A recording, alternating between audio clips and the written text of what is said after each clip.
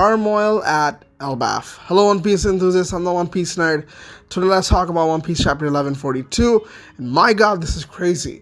And just as we suspected, everything that is about to go down in ELBAF starts at the same time. Loki is released by Luffy and Zoro, and the Holy Knights are now rampaging through ELBAF trying to take the children. And the first thing I would want to begin with is, of course, the most controversial one, which is the whole Dark Sun God thing. I don't believe it to be canon, neither do I think it'll actually be a part of the story. But before we move on further, make sure to like, subscribe. It helps the channel out a lot. Now that you have, let's begin. Now, the whole Dark Sun God thing, yeah, okay. With the thematic approach of Loki being the false sun god and his powers kind of reminiscing Sun God Nika, I would like to think as to why people can connect the whole false sun god with Loki, but I don't really think that's the point. I think the point is the misinterpretation of Nika to the children of ELBAF. The reason why we see a black shaded Nika is because one of the children fears Nika because of his legacy, because of the fact that it's been stated that Nika will destroy the world. But it's taken out of context and people are now turning it around. Even when you're talking about Gunko, who's explicitly mentioned that the thing Gunko fears is Nika, I would like to think that's a misrepresentation of whatever the true story is. And that's not a part of a false sun god. Then again, yes, there is a prevalent theme within One Piece itself, which is the theme of false gods, but this is not one of them.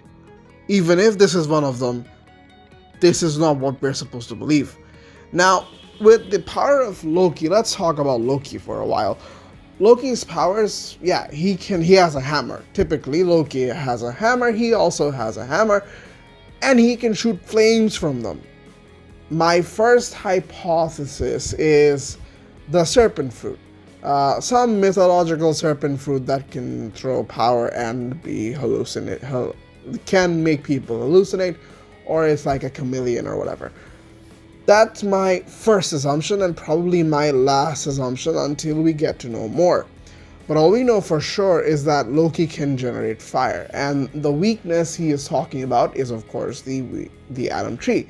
I've already mentioned in my previous video as to how prevalent the atom tree is and how it can come into play by the end of the arc, or in fact show us the ending or lead us to the ending of the arc, which is the burning down of the atom tree, and that is ELBAF's biggest weakness. I think Loki will go for exactly that, and I'm going to be surprised if Luffy doesn't attack him and there isn't a fight anytime soon. The fact that Luffy just stares at him while Loki just burns through the atom tree is out of character. And with Joy Boy Theory's recent video on the fact that people in ELBAF, or rather the Straw Hats, are not themselves, or rather are drunk and dreaming, hallucinating with like the fairy god drink or whatever they were talking about, I would like to believe that, yeah, they are maybe out of character, and this is the problem of ELBAF. People who do get into ELBAF that are not the giants start becoming hallucinated, and they start doing things that are definitely out of character. Other than that, last thing I want to touch up on within the video is the fact that the Straw Hats are there, and the Holy Knights do seem to be strong. They haven't made one single move. We've seen this reference of the hammer and the flute, and with the case of the children, they're basically being lured into the ship, and maybe they will get taken away. Maybe this is one of those times where the Straw Hats might just fail, because we have two imminent dangers. Luffy and Zoro, the heavy hitters of the Straw Hat crew, are now with Loki, and with Loki being on the loose, I am guessing more giants will flee to that. And we have not very many people trying to take care of the children or trying to get the children in safety, and I'm not particularly sure how many characters could handle the Holy Knights. And I'm guessing they are definitely strong.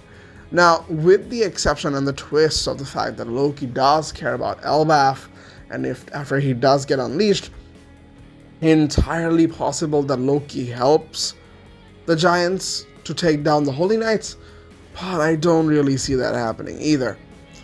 With the last remaining shackle still with Loki and Luffy trying to decide between whether or not Loki is a person he can trust, and the Goro and the Holy Knights trying to create chaos, I like to believe that this is one of the most chaotic arcs that we will ever be reading, and I thoroughly look forward to it. That's it for the video, guys. If you guys enjoyed, make sure to like, subscribe.